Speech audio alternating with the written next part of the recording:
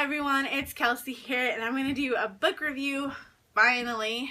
I tried to do a recap of the books that I read in January, and then that video didn't work. My camera died, so I tried to do it again in February, and my camera quit, and then it started again, and it was really weird, and I lost a bunch of footage in the middle. So here it is, late March, and I'm going to do a regular book review, and I think at the end of March, I will do a March wrap up, and then maybe I'll just talk to you guys about some of my favorite books that I've read in the past, 3 months. So, things are going to get better, though, because I've got my camera set up the way that I want it, so, yeah, it's going to be okay. So, anyway, a book that I read recently that I absolutely loved was A Touch of Stardust by Kate Alcott. And, okay, I don't know if you guys can see this, but I have an obsession with Gone with the Wind.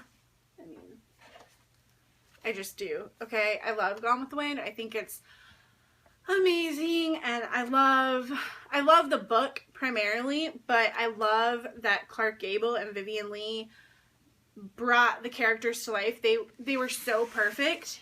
And I literally, I can't imagine anyone else. When I think of, the other people that tried out for the role of Scarlet, I just, I cringe, because Vivien Leigh, she may have been British, but she was Scarlet. She is Scarlet. I love her. Anyway, so, yeah, a little bit of a Gone with the Wind obsession.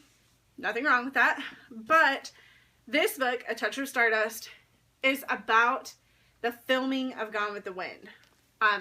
It's told from the point of view of a Midwestern girl, I mean, I kind of relate to that goes out to Hollywood, and she's bucked her parents' traditions. She went to college, she came back, she was going to marry this high school sweetheart boy, and then all of a sudden she was like, you know what? Nope, I'm going to Hollywood. I need to do this. So she goes out to Hollywood, and she's going to try to make it in Hollywood, and she thinks she wants to be a screenwriter. So it's told from her point of view, and she's on the set of Gone with the Wind. Amazing. And she's given a message to deliver, and she gets there late, and so David O. Selznick, the Gone with the Wind guy, was like, you're fired, you're late. And Clark Gable happens to be on set, obviously, because he's Rhett Butler, and his girlfriend at the time, Carol Lombard, is there, and she actually hires the main character, Julie, to be her assistant. She becomes friends with Carol at the same time that she's her assistant, and she starts dating this guy that works on the set of Gone with the Wind. He's kind of the assistant to David Selznick. And so she's all buddy chummy with Clark Gable and his girlfriend. And at the time of Gone with the Wind, Clark Gable was going through a divorce. He was trying to go through a divorce. And at the time, in the late 1930s, him dating another woman and living with her while trying to get this divorce from his wife, who just did not want to grant him this divorce, that was a big no-no. It just wasn't good. It wasn't supposed to happen. So there's a little bit of scandal there, and I just love the way Carol Lombard was portrayed in this. She was just I love him, he's my man, and I don't care, da-da-da-da-da. And so you got to see this really unique relationship between these two actors. And then also through the eyes of their assistant, you got to be on the set of Gone with the Wind and see some of the behind the scenes action.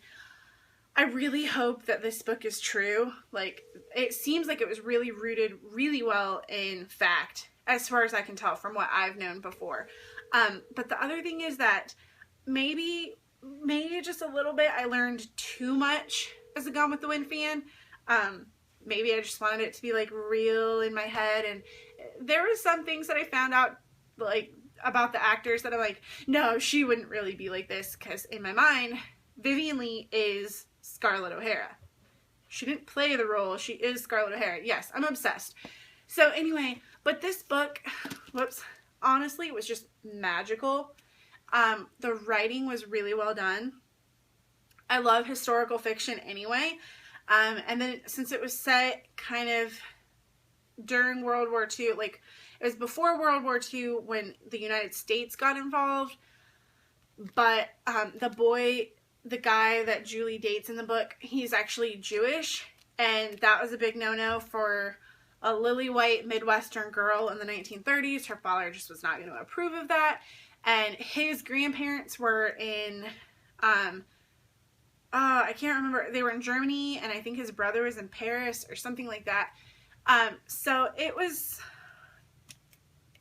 had a lot of elements to this book. It had the war, it had racism, it had racism on two fronts. I learned a little bit more about racism as far as the Gone with the Wind movie went.